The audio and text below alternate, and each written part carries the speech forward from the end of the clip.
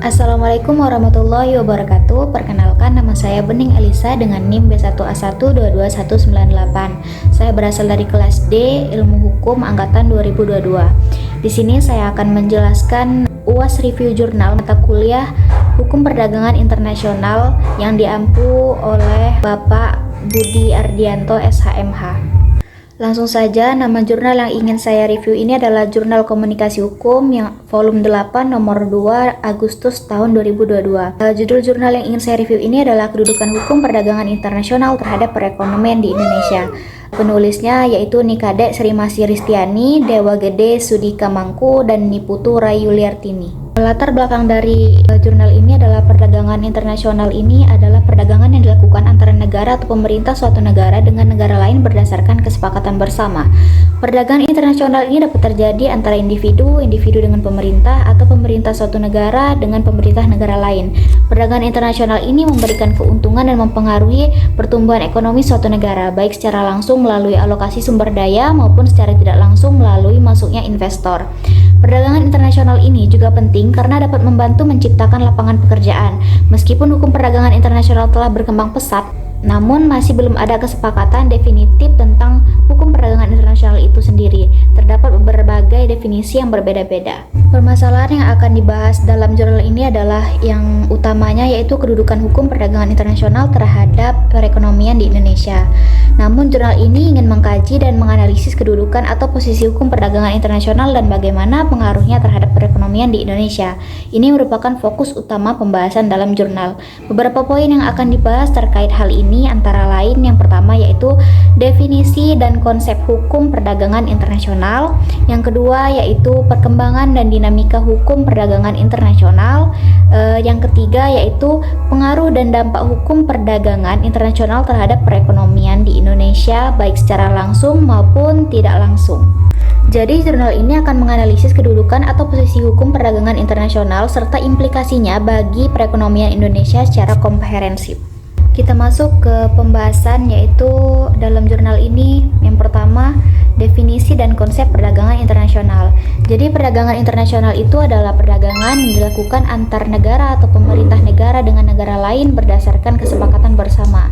Perdagangan internasional dapat terjadi antara individu dengan pemerintah atau pemerintah suatu negara dengan pemerintah negara lain. Apa saja sih manfaat dan pentingnya perdagangan internasional? Jadi, perdagangan internasional ini memberikan keuntungan dan mempengaruhi pertumbuhan ekonomi suatu negara, baik secara langsung maupun tidak langsung, dapat membantu menciptakan lapangan pekerjaan. Kemudian bagaimana perkembangan hukum perdagangan internasional? Meskipun hukum perdagangan internasional ini telah berkembang pesat, masih belum ada definisi baku tentang hukum perdagangan internasional itu sendiri. Pembentukan Organisasi Perdagangan Dunia atau WTO pada 1995 untuk mendorong liberasi perdagangan, namun juga menimbulkan ketimpangan dan dominasi negara maju. Kemudian analisis kedudukan hukum perdagangan internasional terhadap perekonomian di Indonesia. Bagaimana posisi dan pengaruh hukum perdagangan internasional terhadap perekonomian di Indonesia, dampak langsung maupun tidak langsung dari hukum perdagangan internasional bagi perekonomian di Indonesia.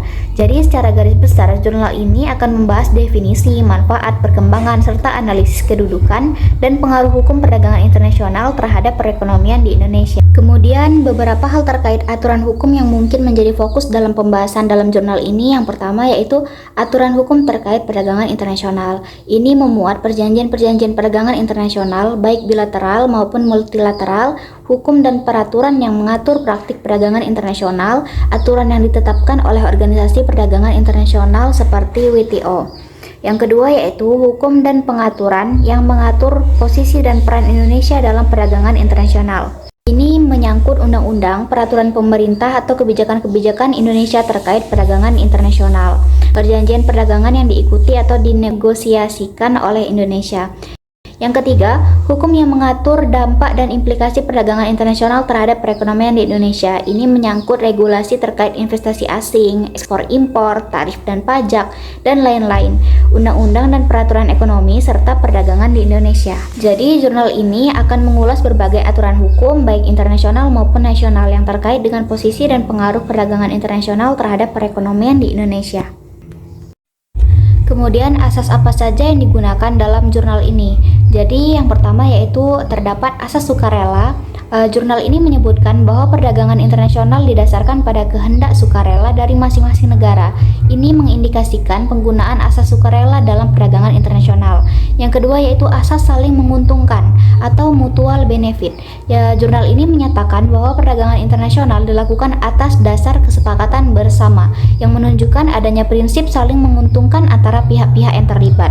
Yang ketiga ada asas kesetaraan. Jurnal ini menyebutkan bahwa salah satu perjanjian dalam WTO menyatakan semua negara di dalam perdagangan bebas adalah sama. Ini mengindikasikan penerapan asas kesetaraan dalam perdagangan internasional. Yang keempat, asas liberalisasi perdagangan. Jurnal ini menyatakan bahwa tujuan utama pembentukan WTO adalah untuk mendorong dan mengembangkan liberalisasi perdagangan. Ini menunjukkan penggunaan asas liberalisasi perdagangan. Secara keseluruhan, jurnal ini tampaknya berlandaskan pada asas-asas hukum perdagangan internasional yang umum, seperti sukarela, saling menguntungkan, kesetaraan, dan liberalisasi perdagangan. Kemudian teori hukum yang digunakan dalam jurnal ini adalah yang pertama teori perdagangan internasional. Artikel ini membahas tentang konsep dan posisi hukum perdagangan internasional terhadap perekonomian di Indonesia. Berbagai definisi dan aspek perdagangan internasional dibahas, menunjukkan bahwa teori perdagangan internasional itu menjadi landasan teoritis utama dalam jurnal ini. Yang kedua yaitu teori ekonomi makro. Jurnal ini menyebutkan konsep dari buku Teori Ekonomi Makro Suatu Pengantar edisi kedua oleh P. Ragaja dan M. Manurung tahun 2002 yang menyatakan bahwa perdagangan internasional adalah motor penggerak bagi pertumbuhan ekonomi.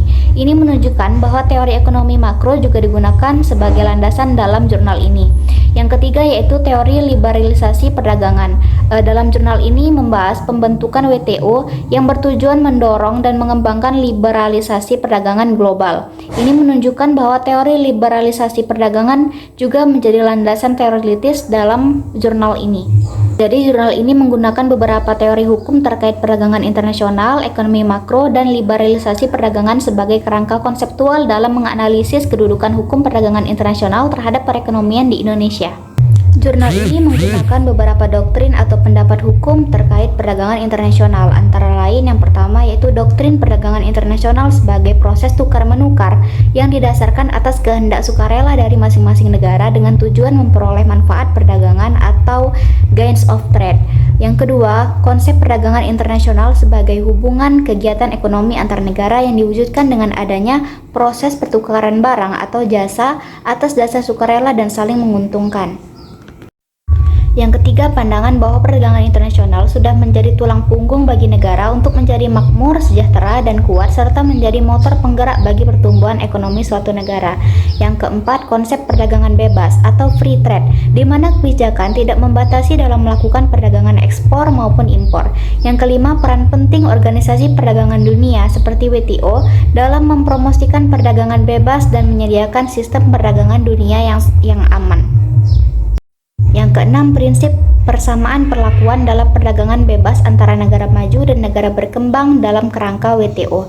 Jadi, jurnal ini menggunakan berbagai doktrin dan konsep hukum terkait perdagangan internasional baik dari sisi teoritis maupun praktis penerapannya.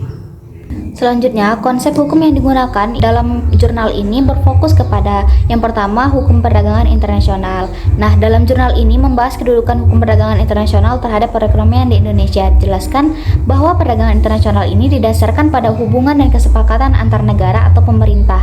Dibahas juga peran organisasi perdagangan dunia seperti WTO dalam mengatur dan mempromosikan perdagangan bebas. Kemudian yang kedua, hukum ekonomi. Dalam jurnal ini menganalisis dampak positif perdagangan internasional terhadap pertumbuhan ekonomi di dalam suatu negara. Dibahas bagaimana perdagangan internasional menjadi motor penggerak bagi pertumbuhan ekonomi. Yang ketiga yaitu hukum investasi. Di dalam jurnal ini juga menyebutkan bahwa perdagangan internasional dapat meningkatkan arus investasi masuk ke dalam negeri. Jadi, konsep hukum utama yang digunakan dalam jurnal ini adalah mengenai hukum perdagangan internasional, hukum ekonomi, dan hukum investasi yang membahas kedudukan dan dampak perdagangan internasional terhadap perekonomian di Indonesia. Kita masuk ke kesimpulan. Jadi kesimpulannya adalah perdagangan internasional ini adalah perdagangan yang dilakukan antara negara atau pemerintah suatu negara dengan negara lain berdasarkan kesepakatan bersama.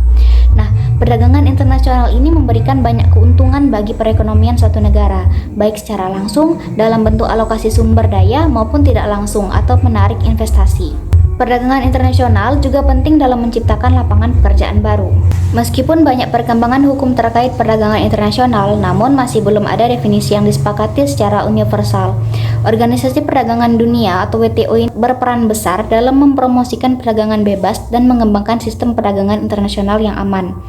Saran dari saya yaitu perlu adanya upaya harmonisasi dan kesepakatan terkait definisi dan aturan hukum perdagangan internasional di tingkat global. Kemudian pemerintah Indonesia perlu meningkatkan daya saing produk-produk nasional agar dapat bersaing di pasar internasional. Kemudian perlu ada kebijakan dan penegakan hukum yang lebih seimbang dalam perdagangan bebas agar tidak terjadi dominasi dan ketimpangan yang merugikan negara-negara berkembang. Ide atau gagasan yang ingin saya usulkan untuk jurnal ini yaitu menganalisis lagi dampak lebih mendalam terkait penerapan kebijakan perdagangan bebas terhadap perekonomian di Indonesia, seperti dampak positif dan negatifnya. Hal ini kan dapat berkembang pemahaman yang lebih komprehensif dan lebih menelaah isu-isu spesifik dalam perdagangan internasional yang berdampak signifikan bagi Indonesia seperti disrupsi rantai pasok global, proteksionisme, dan persaingan industri. Baiklah, mungkin cukup sampai di situ review jurnal UAS Hukum Perdagangan Internasional dari saya. Mohon maaf apabila terdapat kekeliruan, kesalahan, ataupun kekurangan dalam saya menyampaikan. Terima kasih. Wassalamualaikum warahmatullahi wabarakatuh.